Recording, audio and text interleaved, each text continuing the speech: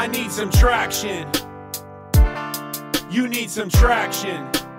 Yet, my name is Vasil. I'm super excited for the next session. We'll talk about 5 product-led growth strategy by Larry King that he personally used to grow his company to a pretty big, sizable exit. All right, thanks everyone for joining us today. We're talking about growth marketing principles that you really need to understand and implement in order to create a unicorn. Some key takeaways from my epic 10-year journey from total donkey land to unicorn land. Just a little bit about myself. My name is Larry Kim. I'm slightly obsessed with unicorns. You'll see there's literally 150 unicorns in this deck. So I'm just trying to channel the unicorn. So I started a company called WordStream just over a decade ago, just literally out of a Panera Bread, because it was kind of like a WeWork, because you could just sit down there and you know, have free Wi-Fi access and unlimited Diet Coke refills. A company grew considerably to the point where it was about 300 people managing $1 billion of ad spend for tens of thousands of customers worldwide. And I was able to grow that business with my team from literally nothing, you know, to about 55 million in annual revenues in 2018. And so that's, you know, a decent revenue ramp. And the company was acquired by Gannett in 2018 for $150 million. And, you know, it's kind of great because you always, like my whole career, I've been like, you know, blogging about how to do marketing hacks and, you know, growth marketing stuff. And it would have been totally embarrassing if the company failed. So it feels great. And other than the company, I'm married. I have two boys, Oliver and Julian, and my wife is Kaylee. And I live in Cambridge, Massachusetts, in Harvard Square. So enough about me. We're talking about kind of these product-led growth marketing hacks. You know, we're talking about being delusional, finding your unicorn, and making unicorn babies. So don't worry, you've not stepped into the wrong presentation. These are indeed growth marketing hacks. And so let's dig in here a little bit. So the first key principle for today is to be somewhat delusional. And what I mean by this is I've noticed incredible things can happen if you allow yourself to think really big and project sort of this this vision for your business and where you'd like to be. As I call it, just power of projection or somewhat delusional thinking. And just to give you an example of how crazy delusional I'm talking about here, this is the actual business plan. You know, I just pulled this up from Excel from, you know, 10 years ago. Or more than 10 years ago. And it just shows like, you know, okay, we're going to start this business in 2009, you know, with literally no revenues. And we're going to scale it up to, you know, tens of millions of dollars in the next 4 years. Okay. Just to give you a sense for how crazy this, you know, revenue plan was, you know, it was, this was 2018. So it was in the middle of the, financial crisis. There was a serious global recession happening. You know, I had this. That was my first startup experience. I didn't have a, you know, prior experience. You know, our customers and revenues were insignificant, and I didn't even have a team in place. So it was just like a solopreneur kind of thing. But that was kind of the dream. And the crazy thing is that it worked. That we actually far surpassed those, you know, revenue projections and we're even more successful than I had already dreamed of. And so the question is, you know, how did this actually happen? And you know, usually it's not just one thing. There's a lot of different factors that go into a successful company. But there's a couple that I wanted to highlight today. And the first one is this notion of the unicorn filter effect. And that is to say that, you know, you get the investors and the partners and the employees and the customers that you deserve. Okay, so like, you know, if you're saying to your friends, saying like, you know, why don't you join on this venture idea I have? You know, maybe it'll work, maybe it won't work. Who knows? You're not really. You know, the types of people who will go for that offer are not necessarily the people it fails to inspire, basically. And you know, if on the other hand you're very bold and ambitious and talk about your plans and where you see the future, you know, most people will think you're crazy. Like 99.9% of people will think you're crazy, and 99% of the investors will turn you down because they think this is just ridiculous. But like, what I'm trying to say here is that the 1% or the 1/10 of 1% of people who do take you up on this offer, those are actually the only people who can actually make this thing a reality. And so by just projecting this filter, in effect, you're kind of weeding out the people who would have never been successful at doing this in the first place.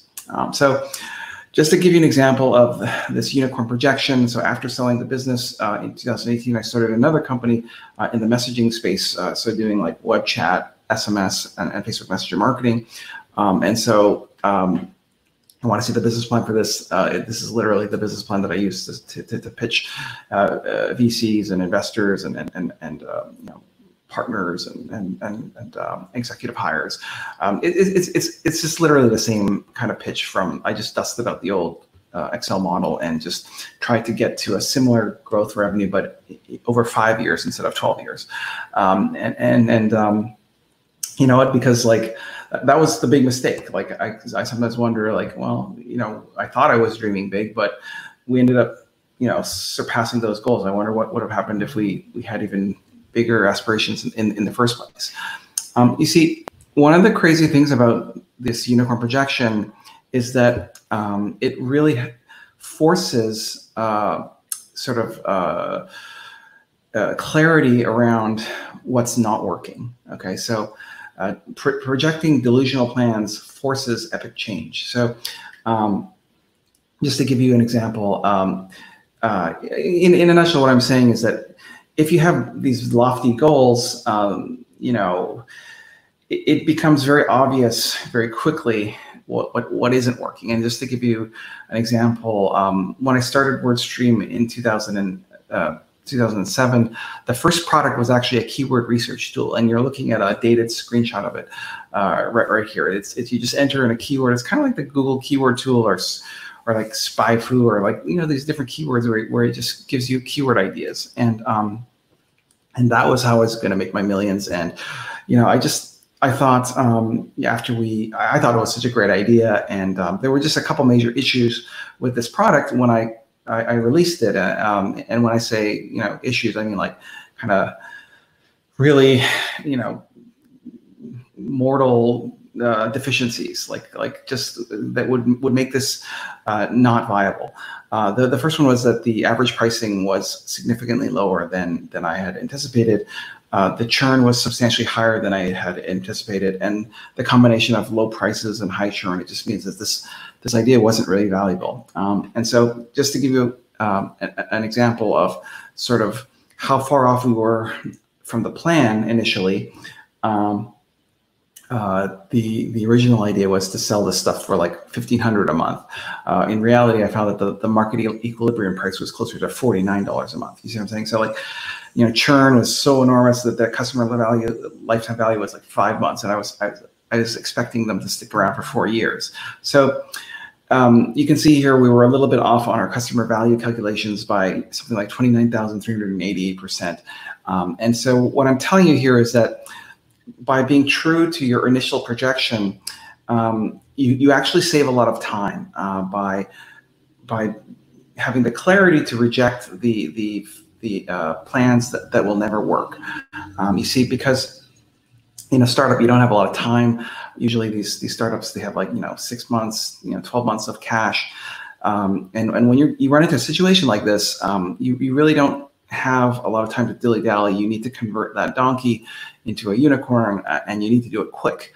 And so the biggest mistake that I think you know, marketers and founders make is that they think that they're closer than they really are. That if they could just make a few small tweaks to the business model, that somehow you could turn this donkey into a unicorn. And I've actually found that that's the worst thing you can do. You know, I call it putting lipstick on a donkey. So it's like, you know, say you're selling like these picnic pants products, which I think are the worst invention in the world because you're basically eating off of your crotch. But the there's a lot of people, smart marketers out there who actually believe that you can turn the situation around by adding trust logos or buy better promotions and better imagery, better stock photography, and I reject that, because there's a huge difference between these little tweaks versus delusional changes, and that's just to say that I've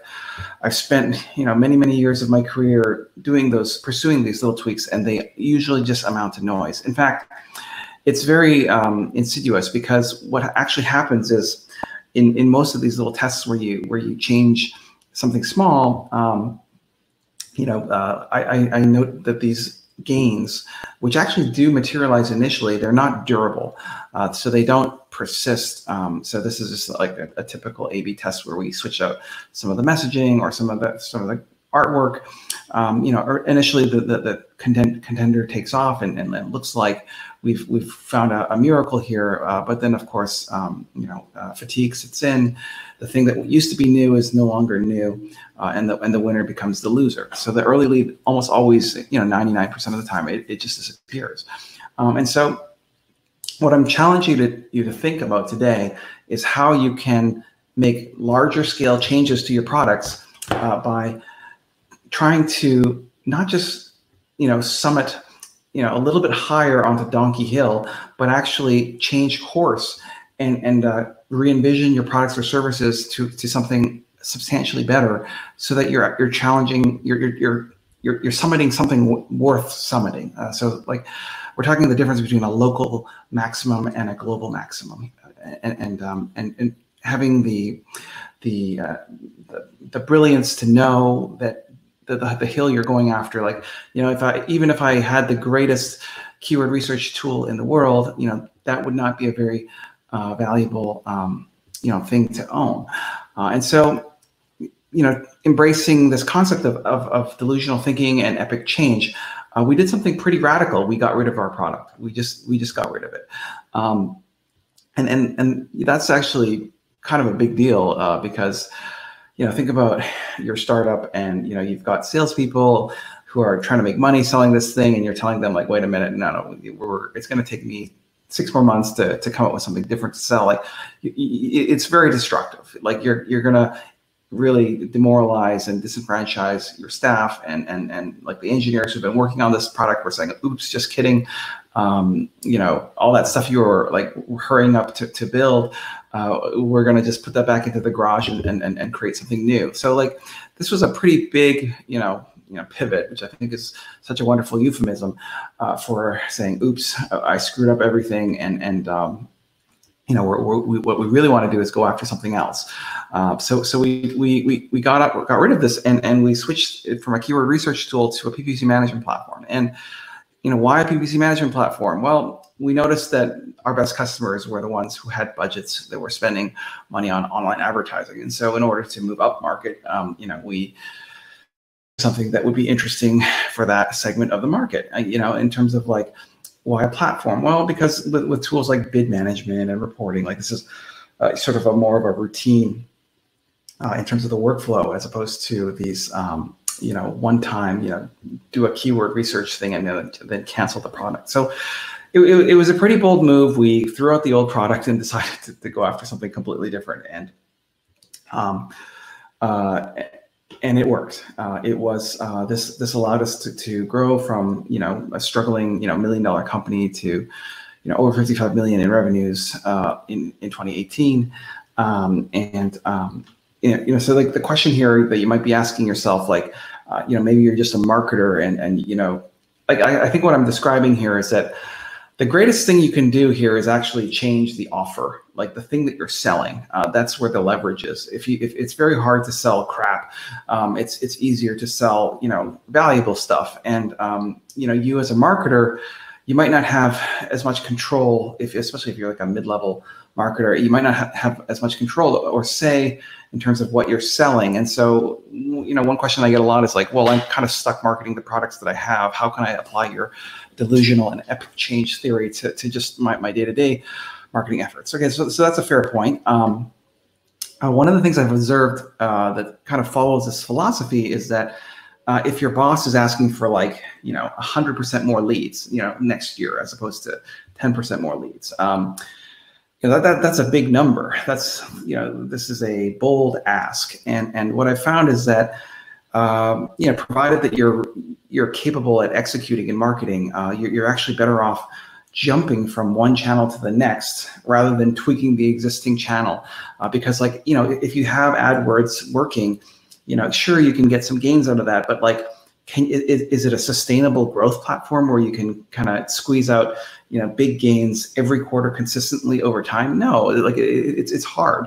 And it just gets harder every year. And that's the case for every marketing channel, unfortunately. And so, one idea is just to it's easier to spend the limited time and efforts that you have to maintain your existing efforts and adopt a new channel than it is to substantially, change the results from an existing channel, because these new channels, they have these nice uplift, like there's this early adoption and stuff where it's very easy, and most of the benefits accrue early on. So just talking through some of the path, like we started out doing a lot of blogging and SEO and AdWords, and then this infographic craze came over, and then we started embracing content marketing, like guest blogging, and later, like Facebook ads became very popular, and Facebook, the platform in general, just exploded, and then new technologies and remarketing and messaging have been very substantial. So just moving from one to the next, as opposed to what I think a big mistake marketers do is they just stay put for too long, like still doing infographics or whatever. So this brings me to my number 2 product-led growth principle, which is to find your unicorn growth hack.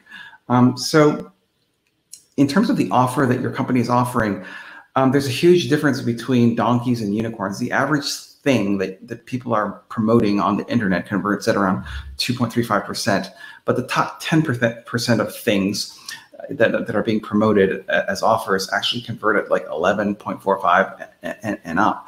And so basically, if you just have a very average conversion rate, it's just not sufficient to build a unicorn business off of something that's converting at 2%. There's just a huge difference. The unicorns convert 5 or 10 times better than donkeys. And so when I started WordStream, my last business, we started out with an offer that was a free trial, a 7-day trial of our PPC management platform. So like, even after we built this beautiful PPC management platform, I'm ashamed to say, that our offer was a free trial of this thing, which is like so original, right? Because it's like another software platform that you need to learn and use and like spend 5 hours to figure out how to use. Great. And it's converting at like 2%. And so, I struggled with this for 3, 4, 5 years. To figure out like how can I dramatically change the conversion rates so that more than 2% of people get through this funnel. And in 2013, 2014, I decided, I had this epiphany. I was like, what? The reason why people are using our software isn't to spend 5 hours learning a new platform. They just want to know how they're doing in their online ad spend. They have some kind of a fear that they're wasting money, or that or somebody is wasting their money, and they just want some validation, either positive or negative, to confirm their pre-existing belief. And so that was quite an insight. And basically, you might wonder, how did you figure that out? It's like, well, I just added a little field on the sign up form that said, what were you hoping for us to help you with today? And they just told me what they wanted to achieve. So I changed it from a PPC management platform to a PPC grader. Okay, so it's kind of interesting. It's a little bit like Zillow. You log in with your account credentials, and it analyzes your account performance. Okay, and of course,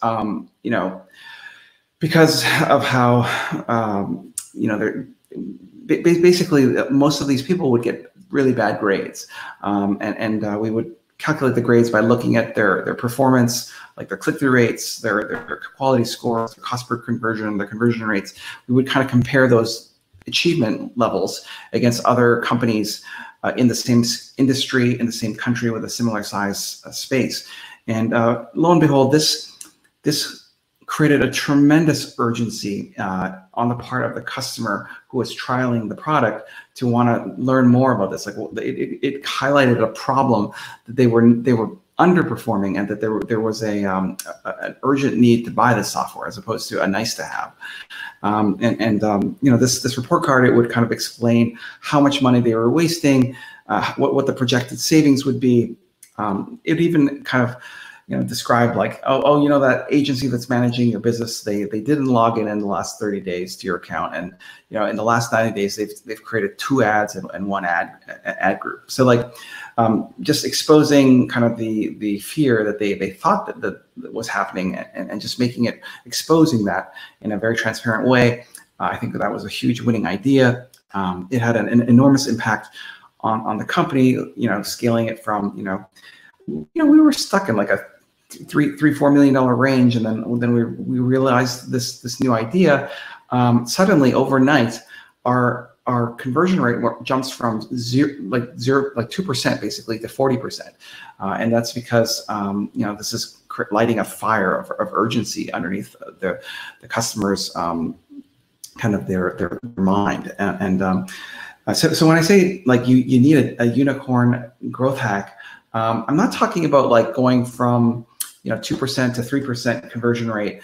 I'm talking about like increasing by 5 or 10 or 20x. Like in our case, it was a 20x improvement. Not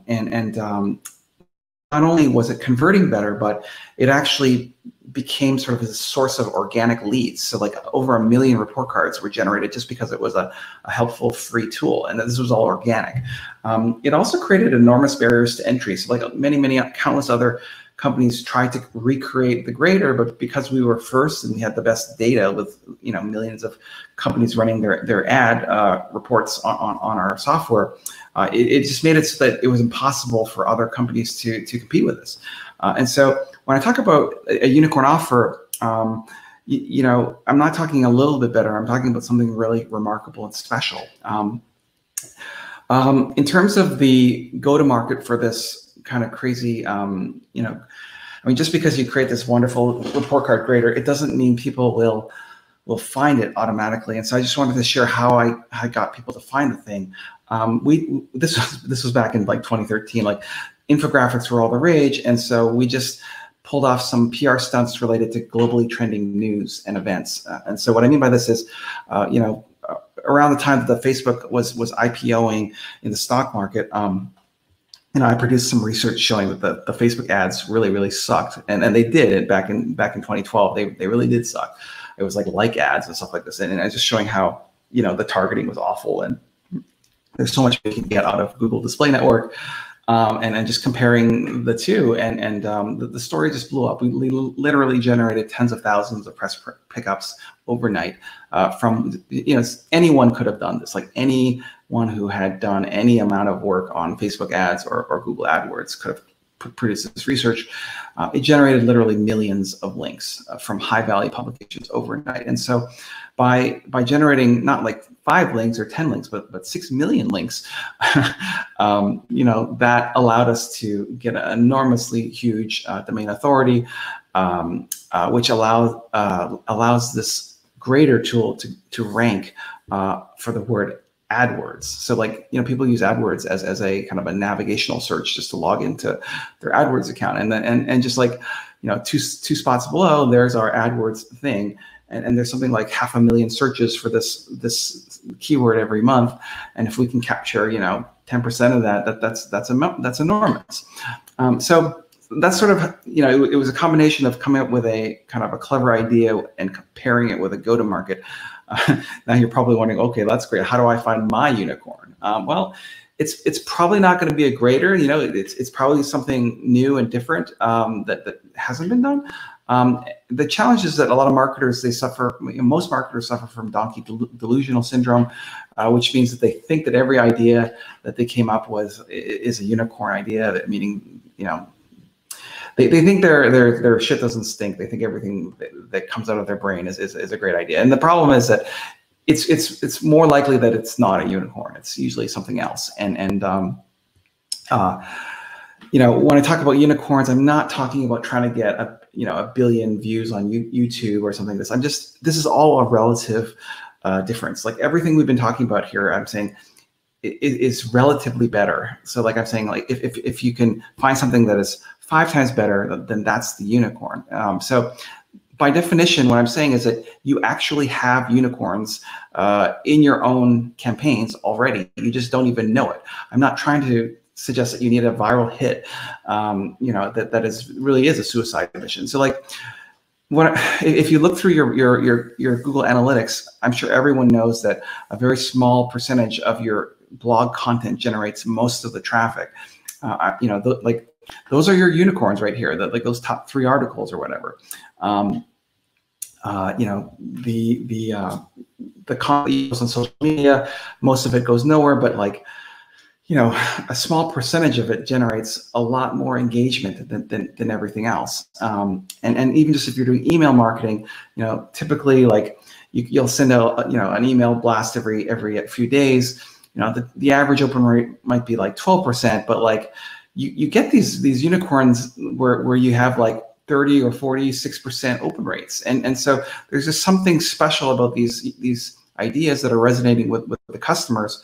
And the neat thing is that you already have them. Okay, so you already have unicorns in your marketing. You just haven't celebrated them enough. Okay, so there's something special about a small subset of your ideas that allows them to outperform all your other ideas.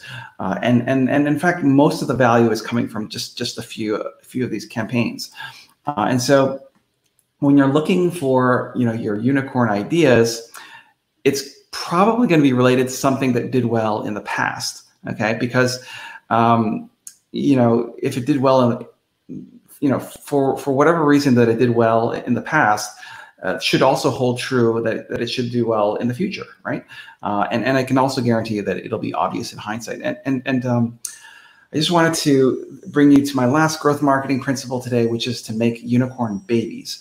So unicorn babies is just building off of the previous idea, which is if you find this rare and remarkable idea that seems to be out engaging, like in terms of the engagement rate, it seems to be performing much better than all the other ideas that you've thrown against the wall. You need to clone the unicorn. You found the unicorn hack after all that hard work and suffering. The big problem that people do is they celebrate the unicorn, but then they look at their stupid marketing calendar and they say, well, let's go back to, I don't know, college football, or, well, maybe not this year, but, they just go back to the marketing calendar and they come up with some other dumb idea that goes nowhere. What they really should have done instead is stop what they're doing, jump off of the marketing treadmill of death, and instead clone the most successful ideas. So remember that keyword tool that I started out with and killed. Given the success of the AdWords Grader product, I resurrected my keyword product, but re-envisioned it as a free tool that merely collects emails. All right, so if you type keyword tool, this thing will actually rank, and the thing's been used by millions, like plural, millions of marketers, collecting all those valuable emails. See how it says, like, you're searching for something and it says, like, let me send you the spreadsheet of all these keywords to your inbox. So it's been used by millions of marketers. Remember that PR stunt that I did with Facebook with, when they IPO'd, I just produced some infographic. Like 2 years later, Twitter IPO'd, and I was like, okay, well, we gotta do this again, because it was crazy how well it did last time. All we need to do is just change the name from Google versus Facebook to Facebook versus Twitter. Okay, and we did this thing, and it generated, again, thousands of press pickups. BBC, NPR, Fox Business, like literally millions of views. And again, the same idea. Because it generated all that traffic, it allows us to rank organically for words like keyword tool, which is also searched on millions of times by marketers. So it's kind of a built-in, lead capture plus lead promotion idea.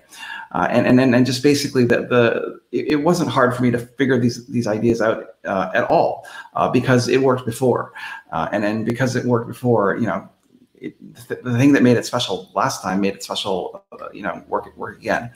So thank you for joining me on this epic journey from donkey land to unicorn land today, where we talked about just some high-level growth marketing principles with detailed examples, talking about how a delusional vision can help you find the right people, and also help you highlight when a strategy is nowhere near where it needs to be in terms of the effectiveness.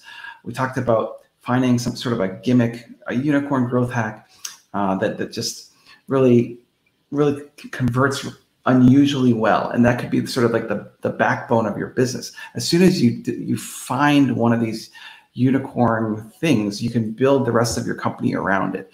It's very difficult to build a company if you don't have at least one hot thing.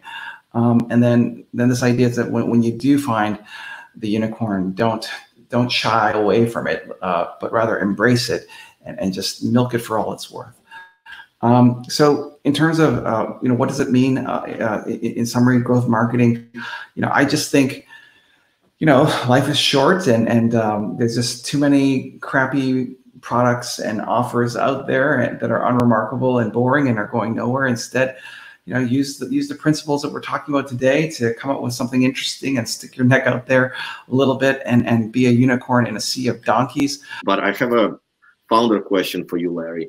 At some point when you realize that you have that $1 million struggling business, right? And then how did you let go of completely of that attachment that every founder, early stage founder has, that you decided to go for that big unicorn delusional pivot in a way, rather than trying to iterate on the things that's sort of working, right? You were still able to reach to the million, but the business was still struggling. So what was going on in your head?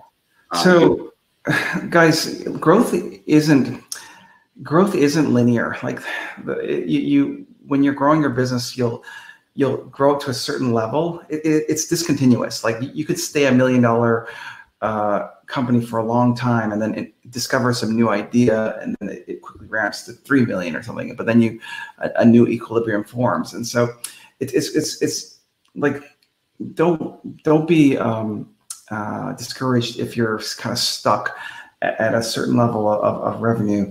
But the important thing is to understand that if you just keep doing the same thing, that you did the previous month, that you're not going to unstuck yourself. And I think that's where that big delusional thinking comes into play.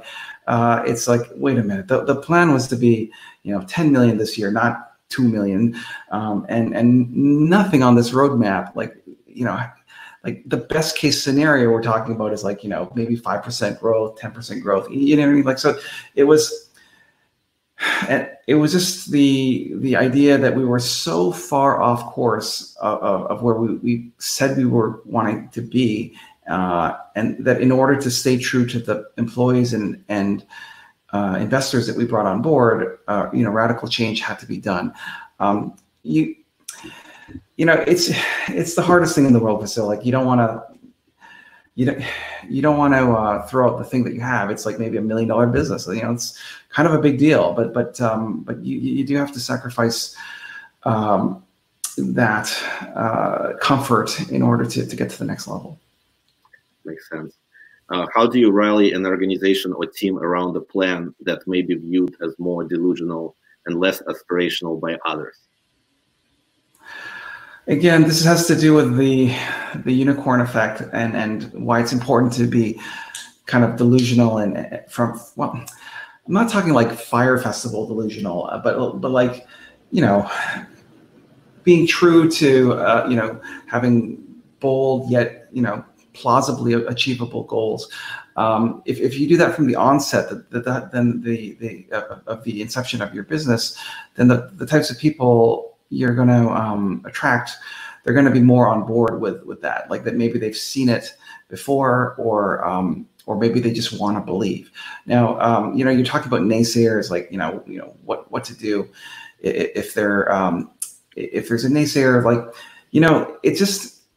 I would just show them the historical results, like to take a salesperson. Like a salesperson might have had 3 crappy months, and then a really great month, and then 2 more crappy months. and you're berating your salesperson, saying like, why can't you do better?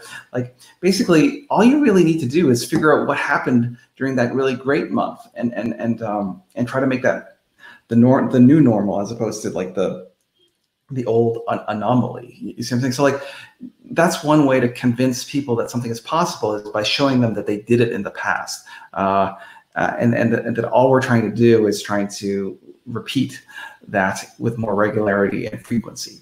So give that a try. So really not treating your highest performance month like something unusual, but rather treating it as something normal and building on it. Nothing happens by accident. Like, I mean, if you have a very, very small business, well, then every sale is like an anomaly. But like, if you're like at $1 million business, then there's kind of this business kind of has a certain characteristics, and for you to have like a month where you double the sales or something, like your chances are you're onto something special. And when I talk about finding that unicorn and cloning it, that's the biggest mistake people do, is they fail to recognize that there was some remarkable thing that happened during that month that wasn't a fluke, and that you really need to take the time to understand what happened so that you can get so you can clone that. It sounds very reasonable in practice, and as I'm describing it to you, but nobody does it. That's the challenge. Excellent. Well, last question for today, Larry. I know that you and your team follow very closely social media trends, and specifically what's happening in the world of advertising. So here's the question from James. Any theories about what will happen to social media advertising, especially after the whole big 5 court cases in the US? There's so many million advertisers on Facebook, and these court cases, they can literally go on forever. I think the future of social advertising, I think it'll be more expensive. I think that it'll be lower funnel. So like, as costs go up, it's harder to generate ROI from higher funnel campaigns, and so people will kind of sacrifice the higher funnel campaigns and favor like remarketing only campaigns, like just like lower funnel conversion type campaigns, because of the costs. Those are the ones that will still be effective at higher costs. And just beyond that, I think the thing that's generating a lot of interest is just messaging. So that there's an even faster growth in time spent in messaging apps than on the newsfeed. And so those types of ads, like newsfeed ads versus messaging ads, will increase in their prominence and importance. Larry, thank you so much for presenting. Thanks, everyone. Have a great day.